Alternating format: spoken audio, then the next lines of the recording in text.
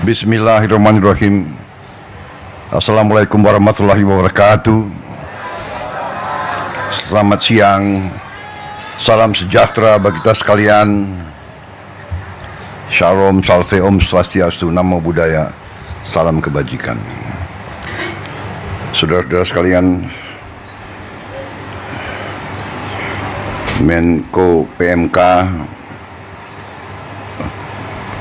Menko Pembangunan Manusia dan Kebudayaan Profesor Pratikno yang saya hormati, Menteri Pendidikan Dasar Menengah Profesor Abdul Muti yang saya hormati, Kepala Staf Kepresidenan Letnan Jenderal TNI Purnawirawan AM Putranto, Sekretaris Kabinet RI Letnan Kolonel Infanteri Teddy Indra Wijaya yang saya hormati, Wakil Menteri Dalam Negeri Ibu Ripka Haluk yang saya hormati, Wakil Menteri DG Komunikasi dan Digitalisasi Saudara Angga Raka Prabowo, Ketua Komisi 10 DPR RI Saudari Hetifah Saifuddin, Wali Kota Bogor yang saya hormati Saudara Dedi Abdurrahim, Kepala Sekolah Dasar Negeri 5 Cimahpar,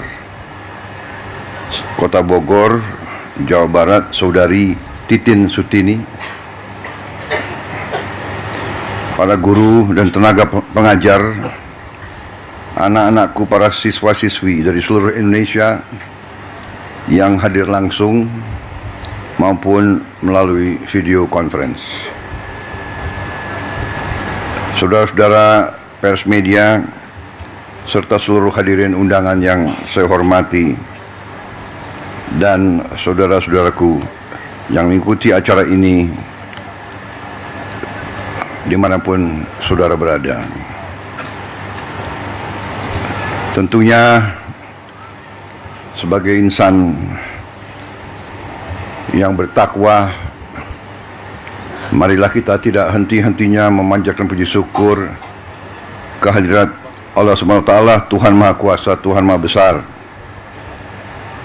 yang memiliki sekalian alam, atas segala karunia, atas kesehatan yang masih diberikan kepada kita, sehingga kita dapat berkumpul hari ini untuk memperingati Hari Pendidikan Nasional 2025 pada tanggal 2 Mei saat ini.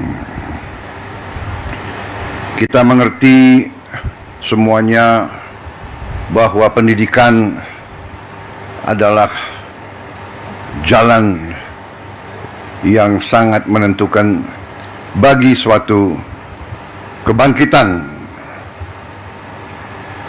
bagi kebangkitan suatu bangsa dan negara. Tidak mungkin kita menjadi negara sejahtera, tidak mungkin kita menjadi negara maju kalau pendidikan kita tidak baik, pendidikan kita tidak berhasil. Pemerintah Republik Indonesia secara beruntun dari pemerintah ke pemerintah, dari masa ke masa, selalu menempatkan pendidikan sebagai hal yang paling utama. Seluruh elit bangsa menyadari hal ini dan menggariskan strategi pembangunan bangsa yang sudah baik dan sudah benar. Dibandingkan beberapa negara lain, negara kita menempatkan pendidikan sebagai yang teratas dalam APBN, dalam anggaran pembiayaan dan belanja negara. Pendidikan yang paling pertama. Kalau tidak salah, APBN sekarang ini mungkin yang tertinggi selama sejarah Republik, di atas mungkin 22%. Kita bandingkan dengan negara lain, negara India yang utama nomor satu adalah pertahanan. Memang mereka mengalami kemungkinan ancaman terhadap pertahanan mereka. Kita bersyukur bahwa cukup lama berkat kepemimpinan presiden-presiden kita terdahulu, bangsa kita relatif mengalami berapa puluh tahun masa relatif damai. Memang ada berbagai krisis, berbagai gerakan separatis, tapi secara garis besar bangsa kita tidak mengalami perang besar mungkin sudah 60 tahun lebih. Kita bandingkan dengan negara Eropa, tempat lahirnya demokrasi, perang besar sekarang. Di Timur Tengah hampir tidak pernah berhenti perang. Di Palestina, di Gaza, di Suria, di Lebanon, di Irak, di Yaman, di Libya, di Sudan, sebut saja. Eritrea, Somalia, Chad, Mali, perang. Kita harus bersyukur. Untuk itulah masa sekarang karunia besar dari Yang Maha Kuasa, masa damai, keadaan damai, bukan buah yang jatuh dari pohon. Masa damai bukan sesuatu yang jatuh dari langit. Masa damai adalah upaya pemimpin, upaya pemerintah untuk menjaga keselamatan rakyatnya.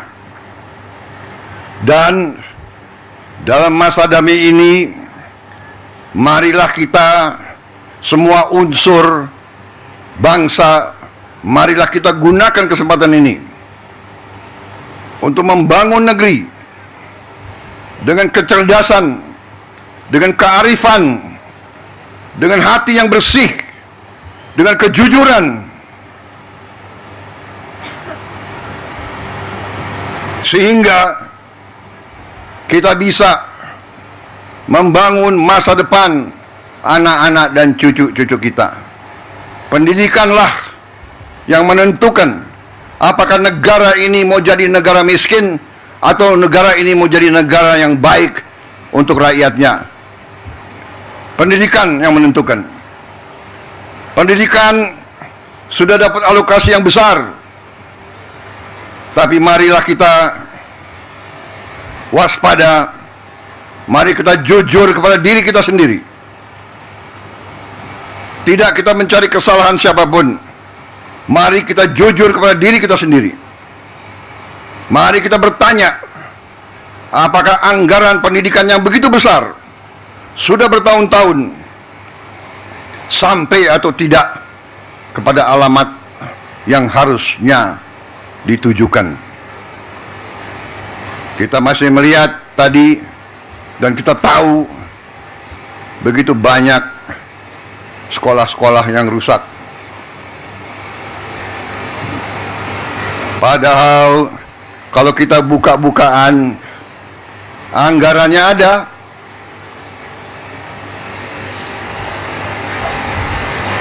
Bagaimana bisa satu sekolah toiletnya hanya satu, WC-nya satu? Bagaimana bisa? Ini saya ingatkan, tanggung jawab dari pemerintah daerah, tanggung jawab dari wali kota, bupati, gubernur, bersama-sama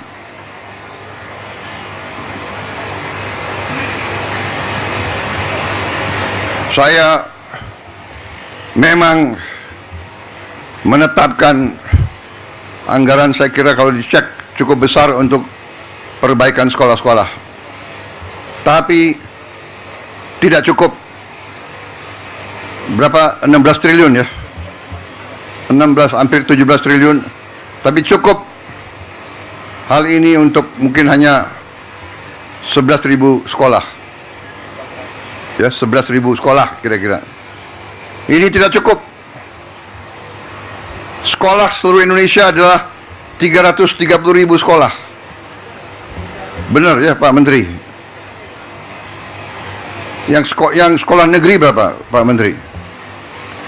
Dari 330.000. 200.000 sekian. Jadi kalau kita perbaiki 11.000, mungkin perlu 30 tahun sampai sekolah ini semua bisa diperbaiki. Dan kita tidak boleh menyerah. Tidak boleh kita 30 tahun memperbaiki sekolah-sekolah itu. Karena itulah saya bertekad melakukan penghematan terus-menerus. Kita harus memperbaiki sebanyak-banyak sekolah seluruh Indonesia dalam waktu secepat-cepatnya. Inilah yang saya sedang pikirkan terus bersama menteri-menteri saya.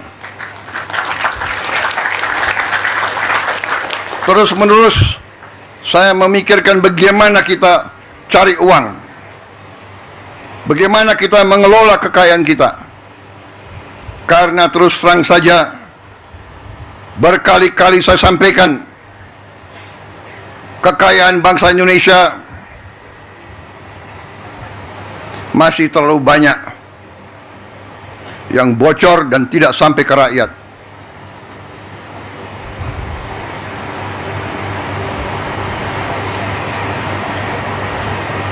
Terus menerus saya himbau jajaran pemerintah, para pejabat, para birokrat, saya himbau terus, berbuatlah yang terbaik untuk rakyat.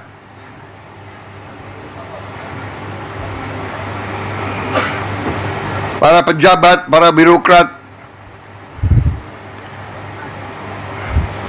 diangkat, dibiayai oleh negara, digaji oleh negara. Hendaknya anggaran untuk rakyat, anggaran untuk pelayanan rakyat, hendaknya jangan diselewengkan, jangan dikorupsi dengan segala akal.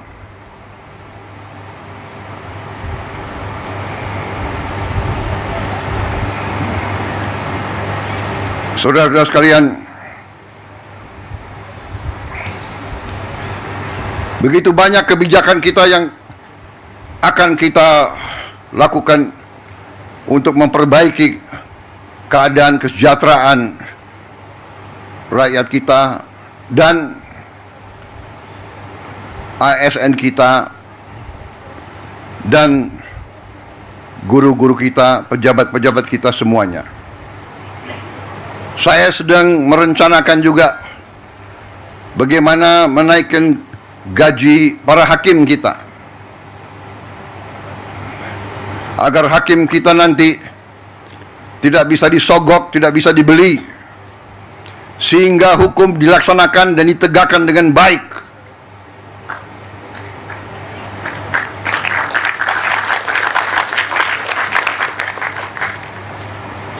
Saudara-saudara sekalian, kalau kita melaksanakan pengelolaan manajemen yang baik, manajemen yang akal sehat, bahwa setiap dana akan dikelola dan digunakan sungguh-sungguh untuk kepentingan rakyat, saya berpikir kita bisa mempercepat perbaikan sendi-sendi kehidupan bangsa, antara lain memperbaiki semua sekolah-sekolah di seluruh Indonesia. Ini sasaran kita.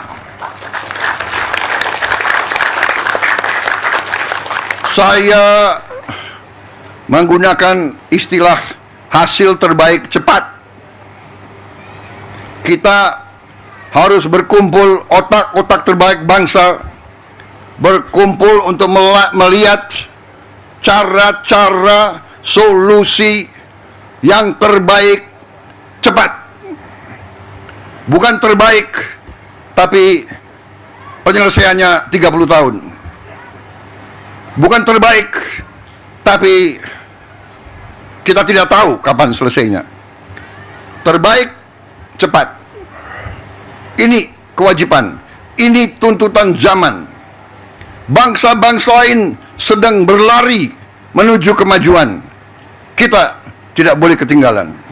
Kita negara yang besar, negara yang kaya. Tidak pantas kekayaan kita tidak kita jaga. Kita menjadi bangsa yang bodoh kalau kita tidak bisa menjaga kekayaan kita. Dengan kekayaan yang kita jaga, dengan keberanian kita untuk menguasai kekayaan kita sendiri, kita akan punya sumber daya, kita akan punya dana untuk memberi pendidikan yang terbaik untuk seluruh rakyat kita. Ini tujuan kita, ini tujuan pemerintah yang saya pimpin, ini perjuangan saya dan pemerintah saya. Karena itu, terima kasih undangan hari ini kita luncurkan, tapi kita akan luncurkan ini hanya sebagai awalan, ya. Ada langkah-langkah yang kita lakukan, perbaikan sarana semua sekolah kita harapkan. Mungkin sekarang baru bisa 11.000 sekolah, tapi begitu kita bisa dapat penghematan, begitu dapat dana lebih, terus akan kita tambah perbaikan-perbaikan itu. Selanjutnya, saya ingin ada digitalisasi sekolah-sekolah. Kita akan taruh layar-layar televisi di tiap sekolah kita.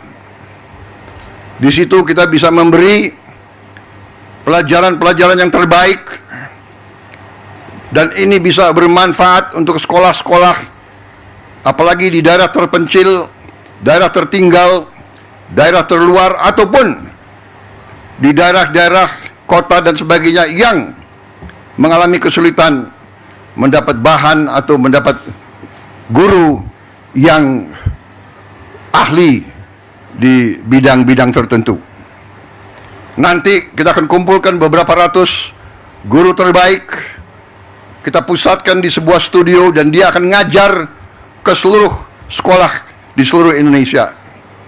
Ini membantu sekolah-sekolah, membantu guru-guru di semua sekolah-sekolah di seluruh Indonesia. Saudara-saudara, kita akan mulai, saya kira dalam waktu yang tidak terlalu lama.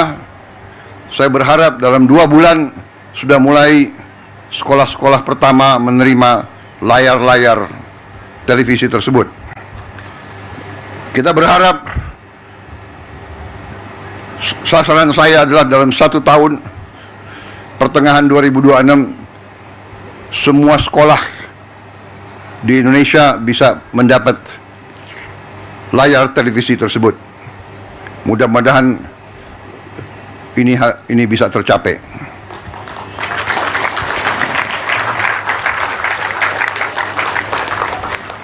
Saya kira begitu banyak kebijakan yang kita berikan. Tunjangan kerja untuk dosen, ada 31.000 dosen, kemudian bantuan pendidikan untuk guru-guru yang belum memiliki diploma strata 1 atau diploma 4, ini pun kita bantu. Pokoknya kita ingin pendidikan kita semakin baik. Saya berterima kasih, makan bergizi sudah terus diselenggarakan. Kalau tidak salah hari ini sudah mencapai lebih dari 3 juta penerima manfaat, dan dilaporkan kepada saya mungkin bulan depan akan sampai 4 juta, dan seterusnya.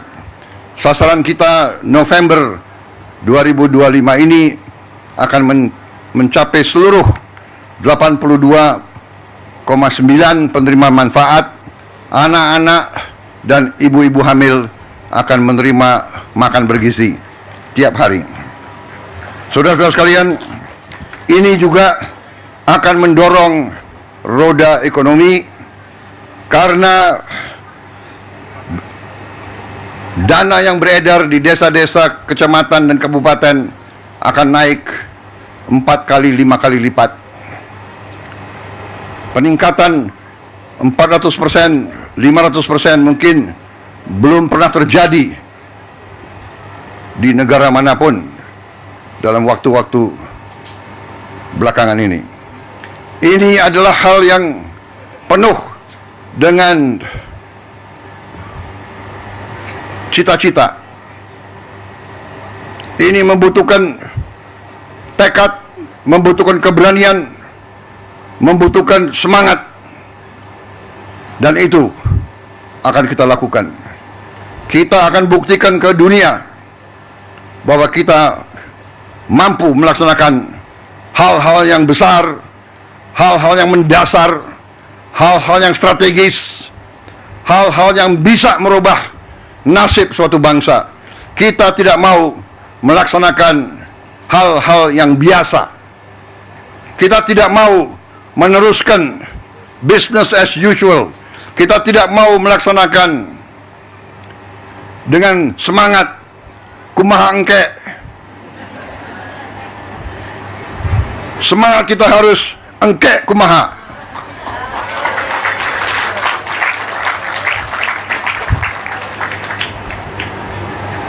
Hilangkan itu semangat kumaha engke wae,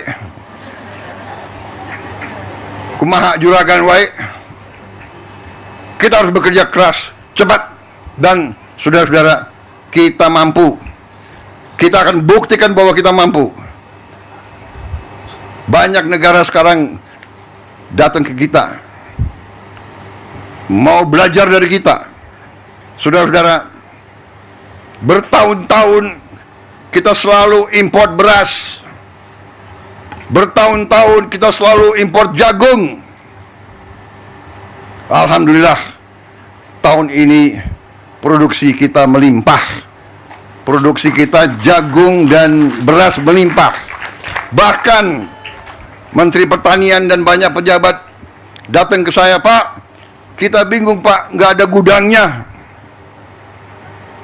Akhirnya saya bikin program kilat, membuat gudang darurat, gudang improvisasi. Kita akan bangun 25.000 gudang improvisasi yang akan dibuat dari bahan-bahan yang lumayan, bisa bertahan 5-10 tahun. Sambil nanti gudang yang benar akan kita bangun di tiap desa. Dalam 3-4 bulan lagi kita akan mulai membangun gudang-gudang koperasi di 80.000 desa. Nanti tidak ada lagi panen yang tidak bisa disimpan dan dirawat. Tiap desa akan punya pendingin, cold storage. Panen nanti buah dan sayur akan bisa disimpan, tidak akan busuk, tidak akan rusak karena terlambat dikirim ke pasar. Tiap koperasi desa akan memiliki truk, minimal 80.000 truk, sehingga begitu panen bisa dikirim ke penggiling padi, bisa dikirim ke Bulog, bisa dikirim ke pasar. Dari kota bisa membawa bahan-bahan yang diperlukan oleh rakyat di desa-desa.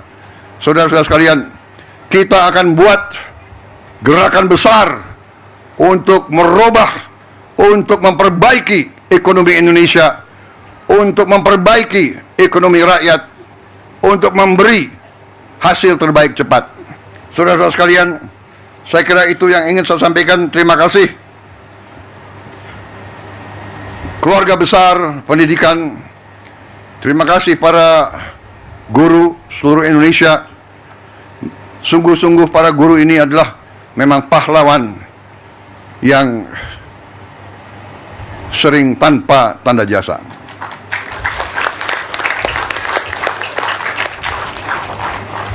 Saudara-saudara sekalian, untuk itu sekali lagi saya ucapkan terima kasih, dan marilah kita bersatu, marilah kita kerjasama marilah kita rukun. Bangsa yang besar adalah bangsa yang rukun. Guru, petani, buruh, nelayan, pegawai negeri, pengusaha, profesor, tentara, polisi, bea cukai, semuanya kerjasama.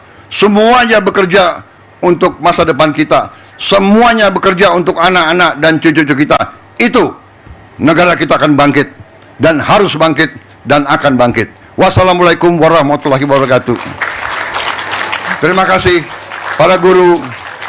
Selamat berjuang. Dan saya akan monitor terus masalah pendidikan ini. Saya kira kalau ditanya setiap undangan ke sekolah, setiap undangan ke kampus, setiap undangan lembaga pendidikan, setiap undangan yang berurusan dengan pendidikan, itu saya prioritaskan. Dan rapat-rapat saya selalu memikirkan bagaimana mencari uang untuk memperbaiki pendidikan kita. Sekali lagi, terima kasih. Selamat bekerja. Dan optimis kita akan menjadi negara yang hebat. Terima kasih. Selesai.